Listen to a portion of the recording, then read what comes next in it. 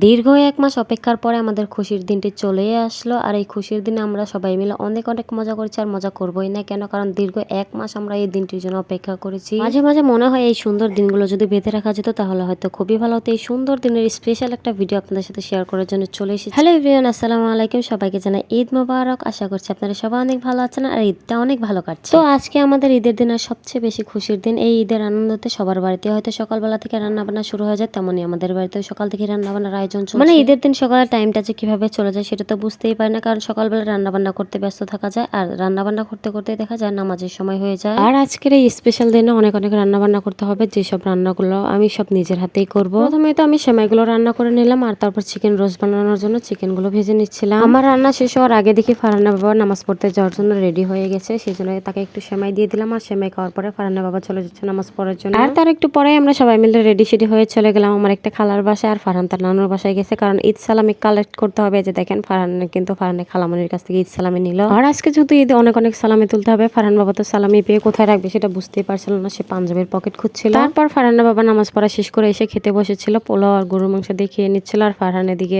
গানের তালে তালে নাচছিল, মানে টিভিতে সাকিব খানের গান চলছিল, আর এদিকে ফারহান আর ফারহানের খালামনি নাচ করছিল। আর ঈদের দিন এত সুন্দর সুন্দর গান শুনতে কিন্তু ভালো লাগছিল, মানে ঈদের যে গানগুলো হয় সেই গানগুলো ঈদের দিন শুনতে ভালোই লাগে। ফারহানের বাবা আর ফারহানের নানা খাচ্ছিল, সেই জন্য তো আমিও নিয়ে নিলাম একটু সেমাই, আর সেমাইটা খেয়ে তারপরে চলে যাবো ট্রেন রাস্তা হাঁটার জন্য সবাই মিলে। আর আমাদের বাড়ির পাশে যেহেতু ট্রেন রাস্তা, সেই জন্য কিন্তু ঈদের দিন অনেক অনেক মানুষ ট্রেন রাস্তাতে হাঁটাহাঁটি করে, আর আমরাও এই জন্য হাঁটার জন্য এসেছিলাম। আমরা হাঁটাহাঁটি করতে করতে অনেক অনেক সালামিও তুলেছি, মানে আমি ফারহানের খালামনি তিনজনে মিলে। তারপর আমরা সবাই মিলে চলে আসলাম ফারহানের বড় মার কাছে, এখান থেকে সালামি নিব, আর তারপর সালামি নিয়ে আমরা চলে আসলাম সোজা বাসায়। হাঁটাহাঁটি করে বাসায় আসার পরে কিছু কাজ কাম ছিল সেগুলো করলাম, আর করার পর তো আমি আবার রান্না করার জন্য চলে গিয়েছিলাম, কারণ ডিম আর পোলাওটা রান্না করা বাকি ছিল। খাওয়া দাওয়া করার একটু আগে আমি পোলাওটা রান্না করছি, যাতে গরম গরম সবাই মিলে খেতে পারি। রান্না করতে করতে আমার একটা জিনিস অনেক বেশি বিরক্ত লাগছিল, কারণ চারদিকে অনেক অনেক আতশবাজি ফাটার শব্দ পাচ্ছিলাম। একটু পর পর এই শব্দগুলো শুনতে অনেক বেশি বিরক্ত লাগছিল। আর আমার রান্না বান্না শেষ, তাই জন্য সবাই মিলে আমরা খেয়ে নিলাম। আর খাওয়া দাওয়া করে আমি যেহেতু চাঁদের রাতের দিন মেহেদি পরিনি, সেই জন্য আমি মেহেদি পরবো। আর এদিকে দেখি ফারহান আর ফারহানের খালামনি ঘরের ভিতরে বক্স বাজিয়ে আবারও নাচা শুরু করে দিয়েছে। আর আমি অনেক দিন ধরে হাতে মেহেদি পরি না, কেন জানি না আজকে খুব ইচ্ছে করছিল মেহেদি পরার জন্য, যেহেতু আমার কালা হাত, মেহেদি পরলে